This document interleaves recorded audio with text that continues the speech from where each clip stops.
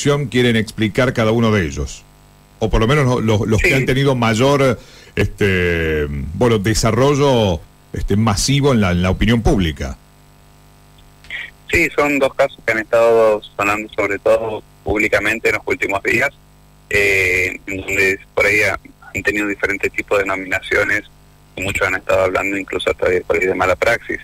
Nosotros siempre hemos sido muy respetuosos de tratar de no hablar de esos términos hasta que haya una denuncia y también no intervenir nosotros o ser palos dentro de lo que es una intervención por parte de la justicia. Nosotros hasta ahora no hemos tenido no hemos sido notificados de ningún tipo de denuncias que se hayan realizado por parte de los familiares.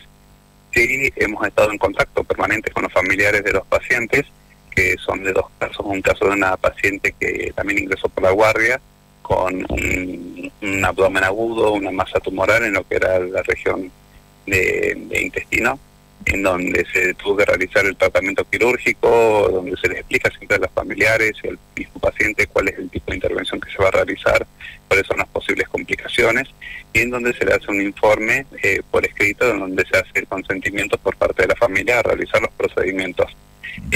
Una paciente que ha tenido luego reiteradas intervenciones propio de lo que son las complicaciones de la misma cirugía que tuvo, pero que hoy por hoy está cursando dentro de toda una evolución estable dentro de lo que es la sala de cuidados de moderados del Hospital Ramón Carrillo, y con los cuales hemos tenido también contacto con los familiares. Nosotros en el día de ayer hemos también recibido a los familiares, a lo que es a la hija y el marido de la paciente, donde hemos tenido un diálogo bastante respetuoso, bastante cordial, en donde también ya veníamos teniendo contacto con ellos, escuchándolos sobre las diferentes dificultades que podían llegar a tener ellos, y más allá de lo que es el abordaje médico. Nosotros siempre hemos sido respetuosos también de lo que es la lógica angustia que por ahí tienen los familiares ante este tipo de situaciones, y por lo tanto siempre hemos tratado de mantener un buen diálogo y poder contenerlo más allá dentro de lo que es la contención médica, de la atención médica por parte de los pacientes. Uh-huh. Este es el primer caso puntual. ¿Y el otro caso concreto, doctor? Sí, y después del otro caso, una paciente que venía teniendo también reiteradas consultas en diferentes guardias de hospitales de día, de otras lugares de referencia acá dentro de la ciudad de San Luis, en donde las pacientes muchas veces consultaban por síndromes anémicos, en donde era una paciente que estaba en estudio y luego dentro de los estudios que se le realizan en la guardia se termina viendo que era una paciente que tenía un tumor sangrante dentro de lo que era la zona del duodeno, y se le explicó a la familia sobre las complicaciones que podía tener una cirugía de este tipo de complejidad que se iba a realizar, cuáles eran las posibles complicaciones que puede llegar a tener, la alta mortalidad que tenía la cirugía, pero un tratamiento que ya había que realizarlo porque era una paciente que venía realizando muchas transfusiones de sangre permanentemente por los sangrados que venía realizando la paciente por el tumor sangrante.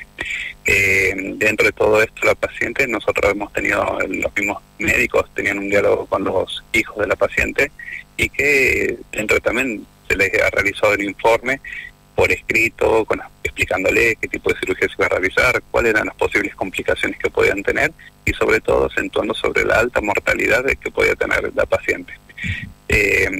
Dentro de esto la familia estuvo de acuerdo, los hijos que estuvieron presentes y acompañando a la paciente siempre estuvieron de acuerdo, hemos tenido también un muy buen diálogo con ellos, pero luego del fallecimiento de la paciente aparecieron otros hijos que nosotros habíamos tenido contacto con ellos. A ver, me parece que perdí la comunicación, fíjate, Javier, allí. Nosotros con los hijos ahí está. Que hemos tenido contacto es con los que hemos tenido un muy buen diálogo. Uh-huh. O sea que con los hijos que ustedes habían tenido diálogo, estaba todo ya apalabrado. Siempre cuando hay una operación de riesgo, imagino, porque ha habido experiencias anteriores, se le comenta a los familiares precisamente qué tipo de cirugía se va a hacer y, como usted decía, cuáles son los riesgos que pueden ocurrir en la misma. Exactamente. Todo tipo de cirugía, por más que sea de baja complejidad, se le explica al familiar y se le explica sobre todo al paciente el tipo de cirugía que se va a realizar, cuáles son las posibles complicaciones y si es una cirugía ya sea de alto riesgo quirúrgico, de alta chances de mortalidad por el tratamiento quirúrgico que se realiza por la patología que tiene el paciente, a todo paciente se le explica, incluso al paciente junto con la familia, para que no hayan desacuerdos ni malos entendidos a la hora de continuar con lo que es el tratamiento del paciente. Está bien, está bien. ¿Son los únicos casos, doctor? Porque he visto otro posteo también de un chico que había tenido un accidente en la zona del Trapiche, que acusaban a un traumatólogo también de mala praxis en el mismo hospital. Sí, nosotros hay un paciente que ingresó en noviembre del año pasado en el Hospital San Luis, un paciente que había ingresado por un accidente en donde el paciente ingresó con un politrauma y con una fractura de lo que es a nivel de la columna cervical y también parte de la dorsal, en donde quedó con una paraplegia irreversible, con una polineuropatía severa, y estuvo durante mucho tiempo en internación en el Hospital San Luis, internado en la terapia intensiva desde noviembre del año pasado, con asistencia respiratoria mecánica. Luego fue trasladado hacia el Ramón Carrillo durante el mes de febrero, y luego continuó trabajándose el paciente, se logró poder extubarlo, se siguió trabajando, y bueno, y el paciente lamentablemente falleció también, situación de lo que es tener un paciente parapléjico durante tanto tiempo y durante todo lo que requiere también dentro de lo que es la atención y el cuidado de este mismo paciente. Pero es un paciente que tenía una paraplegia irreversible secundario al traumatismo que tuvo por un accidente. Claro, fue muy grave el accidente. Sí, fue un paciente, una paraplegia, para hablarlo por ahí en criollo y que la gente pueda entender, era un paciente que del cuello para abajo no tenía movilidad. Claro, estaba muy complicado. Exactamente. Bueno, entre tanto, estos son los casos más sonados de los cuales se ha hablado en los últimos tiempos, por eso que desde el Hospital Ramón Carrillo querían exponer cuál había sido la situación concreta de cada uno de ellos. Sí, hay que tener también en cuenta que estamos en un hospital de tercer nivel, que es el nivel más alto en cuanto a lo que es la complejidad de pacientes. ¿Qué quiero decir con esto? Que nosotros, todos los pacientes que vamos a tener en el Hospital Ramón Carrillo y que estamos haciendo asistencia son pacientes complejos. Hay que tener en cuenta que el centro de derivación dentro de lo que es la provincia, cuando un paciente requiere determinado tipo de complejidad, se termina derivando a lo que es el Ramón Carrillo. Nosotros, meses atrás, antes de lo que es la apertura del Hospital Central, muchas de las prestaciones o de las atenciones que teníamos que realizar con otros pacientes lo teníamos que derivar fuera de la provincia.